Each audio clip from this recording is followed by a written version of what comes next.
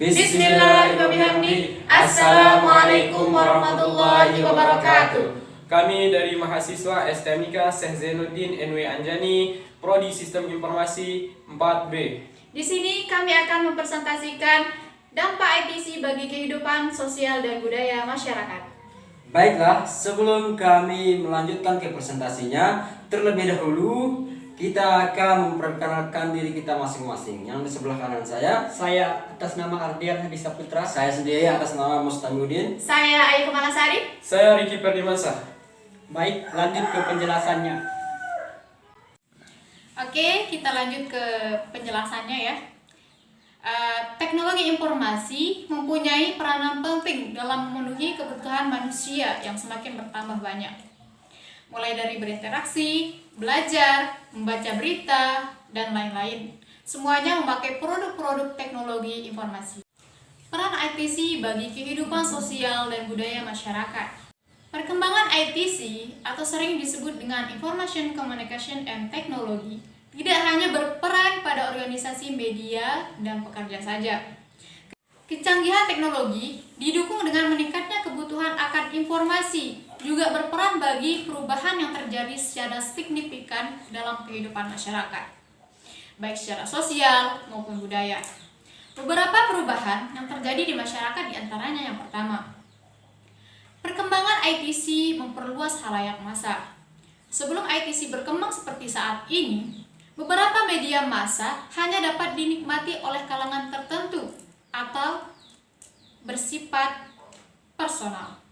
Namun, kini perkembangan teknologi mengatasi berbagai kendala seperti jarak yang jauh dan distribusi media massa sehingga mempermudah masyarakat luas untuk memperoleh informasi dari kalangan media. Pada akhirnya, kini media massa tidak hanya digunakan oleh kalangan tertentu saja, namun masyarakat luas juga dapat memperoleh dan mengaksesnya. Adapun perubahan yang terjadi di masyarakat yang kedua adalah masyarakat memilih kepraktisan dalam mengakses media online dan meninggalkan media massa konvensional. Karena kemudahan dan kepraktisan yang dimiliki media online dan beberapa media massa seperti portal online menyebabkan perubahan pola konsumsi masyarakat terhadap media konvensional. Sebagian besar masyarakat kini memilih mengakses informasi termasuk pemberitaan di media online karena singkatnya waktu yang digunakan. Walaupun tidak dipungkiri, masih ada masyarakat yang menikmati membaca media-media konvensional atau koran dan enggan untuk menikmati berita di media online. Dan perubahan ketiga yang terjadi dalam masyarakat itu adalah masyarakat semakin leluasa untuk memilih dan memilah informasi di media massa. Perkembangan ITC tentu saja berdampak besar bagi media massa sebagai produser konten untuk tentu menyediakan berbagai informasi, baik yang merupakan pemberitaan maupun hiburan. Hal ini tentu saja menimbulkan peningkatan arus informasi terutama dari media baru, yang artinya akan semakin banyak informasi yang dapat dipilih oleh masyarakat sesuai dengan masing-masing kebutuhannya. Masyarakat berhak untuk menentukan informasi apa yang diinginkan dan tidak diinginkan mereka akses di media massa. Adapun perubahan keempat adalah masyarakat memiliki ruang untuk berperan dalam memberikan informasi terkait peristiwa tertentu di media massa ini. Kini media massa tidak hanya memberikan informasi yang diproduksi oleh pekerja media itu sendiri, namun masyarakat juga diberikan ruang untuk turut mengabarkan berita di sekitar mereka, yang disebut dengan netizen journalism. Hal ini dilakukan karena terbatasnya tenaga di media massa sehingga tidak dapat menjangkau semua peristiwa di semua wilayah. Ruang yang diberikan oleh media massa membuat masyarakat merasa menjadi bagian penting sebuah media massa karena turut berperan dalam menyediakan sumber informasi. Masyarakat mengirimkan informasi yang diperolehnya melalui berbagai fasilitas yang diberikan media online seperti email, Facebook, dan lain-lain. Selanjutnya, perubahan yang terjadi di masyarakat yaitu munculnya beberapa media sosial merupakan media bagi suara rakyat yang selama ini tidak didengar. Kemunculan media sosial membawa harapan terhadap adanya media yang menampung suara masyarakat selama ini. Media sosial yang selama ini seringkali digunakan adalah Facebook, yang digunakan sebagai gerakan sosial, gerakan perubahan, maupun sebagai alat untuk menyuarakan pendapat. Selanjutnya, perubahan yang terjadi di masyarakat adalah munculnya komunitas virtual melalui jejaring sosial melalui website. Lindorf dan Schitzer mendefinisikan komunitas virtual sebagai komunitas yang didirikan secara sengaja oleh orang-orang yang memiliki kepentingan-kepentingan yang sama. Misalnya, fandom suatu grup musik atau berdasarkan karakteristik yang sama. Oke, mungkin itu saja sedikit penjelasan dari saya. Selanjutnya akan dijelaskan oleh teman saya. Oke, baiklah, saya akan melanjutkan penjelasan dari teman saya yang tadi. Oke, saya di sini akan menjelaskan tentang dampak teknologi terhadap kehidupan sosial masyarakat. Seperti yang kita lihat sekarang ini, teknologi yang mengalami pertumbuhan yang sangat signifikan secara eksplisit memberikan dampak yang sangat besar terhadap kehidupan sosial manusia masa kini. Oke, ada beberapa poin di sini yang akan saya jelaskan. Poin yang pertama itu orang cenderung melakukan hal-hal yang lebih pragmatis untuk berinteraksi sosial. Melakukan kontak sosial secara langsung itu diasumsikan sebagai sesuatu hal yang ribet, tidak memberikan keuntungan lah, membuang waktu, bahkan dikatakan ketinggalan zaman. Oke, poin kedua, faktor yang menyebabkan berkurangnya masyarakat sosial adalah adanya emosi tidak percaya diri terhadap lingkungan sendiri, bahkan dalam lingkup terdekat seperti keluarga, tetangga, dan lingkungan kerja. Ini dikarenakan banyaknya terjadi tindakan kriminalitas yang umumnya terjadi justru karena orang-orang di sekitar lingkungan tersebut, sehingga orang cenderung memilih untuk melakukan segala sesuatu sendiri atau melalui alat komunikasi untuk berinteraksi tanpa harus bertatap muka. Oke, di sini ada contoh kecil saja bisa kita dapatkan, misal di kantor. Semua punya kesibukan di luar pekerjaan mereka, yakni sibuk untuk BBM-an dan Facebookan. Di rumah semuanya sibuk Facebookan dan BBM-an, atau lebih keren Twitteran. Di bus orang cenderung tidak peka lagi dengan keadaan di sekitarnya. Kita lanjut, komunikasi dan interaksi sosial dalam sebuah keluarga. Lingkungan baik di rumah maupun di kantor terkesan lebih egois dan individualis. Oke, contoh kecilnya, kalau mereka sudah menekan tombol HP-nya, mereka tidak akan melihat apakah orang di sampingnya itu cantik, tampan sekalipun. Yang ada mereka akan hanya sibuk dengan media sosialnya sendiri. Oke, sekian dari penjelasan saya. Wassalamualaikum warahmatullahi wabarakatuh. Baiklah, assalamualaikum warahmatullahi wabarakatuh. Di sini saya akan melanjutkan presentasi setelah teman-teman yang tadi. Baiklah, di sini saya akan membawakan apa itu monopoli. Monopoli adalah keadaan di mana suatu bisnis dikuasai oleh satu perusahaan atau pasar dan tidak memiliki pesaing.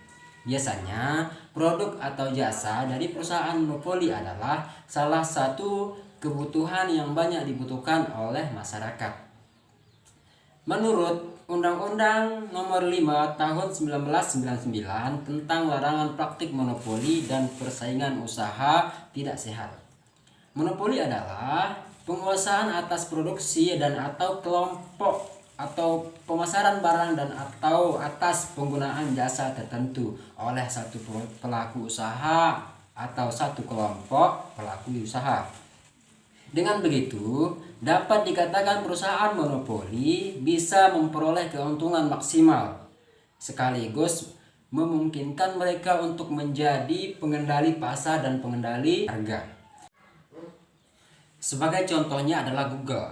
Google ini yang diduga telah melakukan praktik monopoli. Penyelidik menemukan bahwa Google telah menggunakan kontrak pelanggan dan memanfaatkan beberapa mitra untuk memastikan bahwa layanan Google lebih disukai ketimbang pesaing mereka, khususnya di perangkat ponsel dan tablet, membuat iklan sampai maps atau peta. Oke, lanjut. Di sini saya akan membahas penyebab terjadinya monopoli.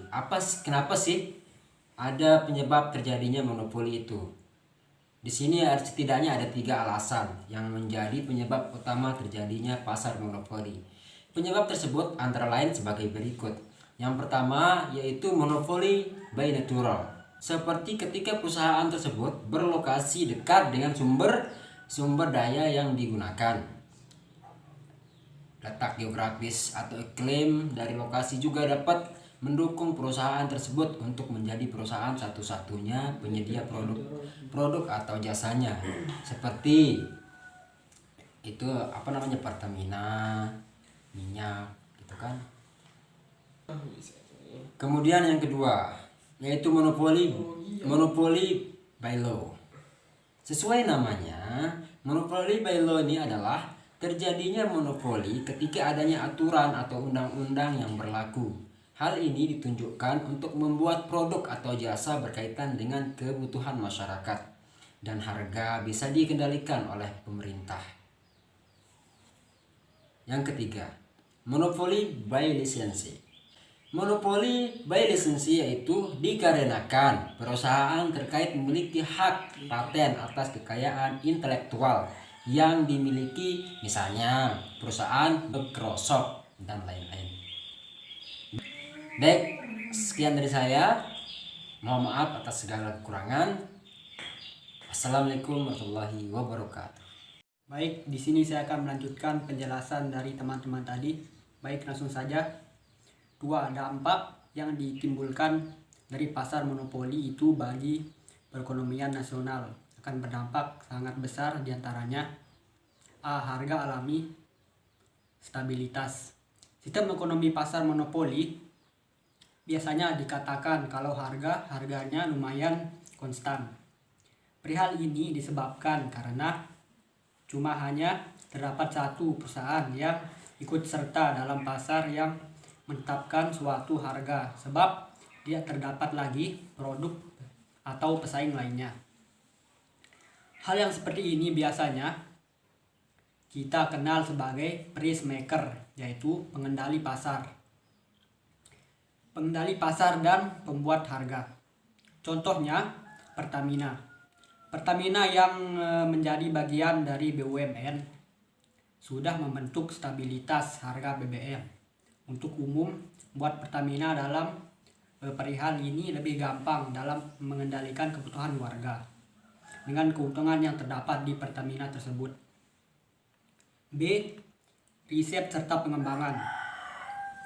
Industri monopoli menciptakan sebuah keuntungan abnormal ataupun supernormal dalam suatu sistem perekonomian, hingga industri bisa menyelesaikan uang itu buat riset serta pengembangan lainnya, tentunya yang bermanfaat untuk kemajuan dari perusahaan itu sendiri. Dalam hal ini, konsumen bisa mendapatkan produknya dengan kualitas mutu yang jauh lebih baik dan pastinya dengan harga yang jauh lebih murah, yang menuju pada kenaikan surplus serta kepuasan konsumen.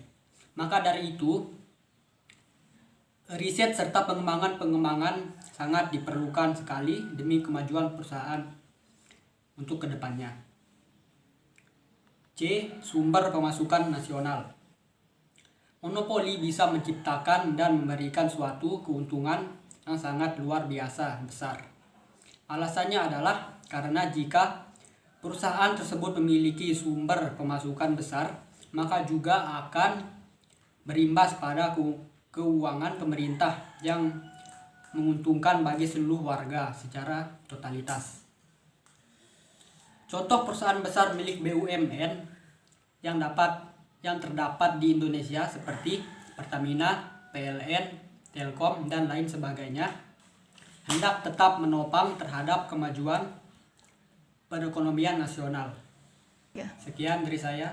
Assalamualaikum warahmatullahi wabarakatuh.